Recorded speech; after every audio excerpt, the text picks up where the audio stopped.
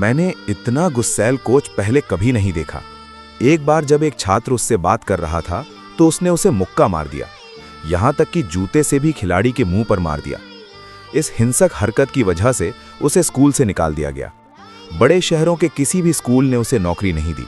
आखिरकार उसे अमेरिका के सबसे गरीब कस्बे मैकफार्लैंड हाई स्कूल में इंटरव्यू देने जाना पड़ा। प्रिंसिपल ने जब उसका रिज्यूमे देखा तो चौंक गया।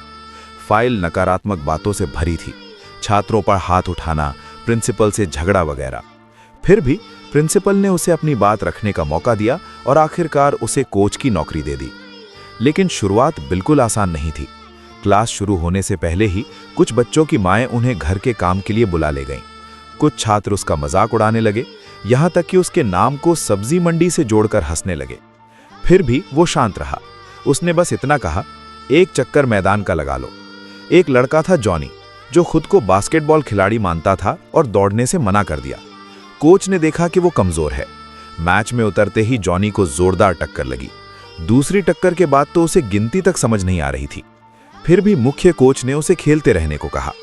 यह देखकर व्हाइट ने मैच रुकवा दिया। छात्र की जान ज्यादा जरूरी थी। इस बात पर दोनों कोचों में झगड़ा हो गया। उस दिन व्हाइट को समझ आया कि यहाँ के बच्चे कदकाठी में छोटे हैं, बास्केटबॉल उनके लिए सही खेल नहीं है। मुख्य कोच ने उल्टा उसी की शिकायत कर दी, उसे निकालने की मांग की। लेकिन प्रिंसिपल समझदार था, उसने गलत कोच को ही निकाल दिया। मैकफार्लैंड के लोग बहुत दिलवाले थे। एक मैक्सिकन आंटी ने भाषा न जानते हुए भी प्यार से उसे एक मुर्गी गिफ्ट में दे दी। जब वो मुर्गी का दाना खरीदने दुकान गया तो उसने अपने छात्रों को नल का पानी पीते देखा। तब उसे एहसास हुआ कि ये अमेरिका का सबसे गरीब खेती वाला कस्बा है। यहाँ ज्यादातर लोग मैक्सिकन प्रवासी हैं। ये बच्चे सुबह 4-5 बजे उठकर गाड़ियों की धुलाई करते हैं, फिर खेतों में काम करते हैं। इतने थके होने के बाद भी वे $2 की कोल्ड ड्रिंक नहीं खरीदते।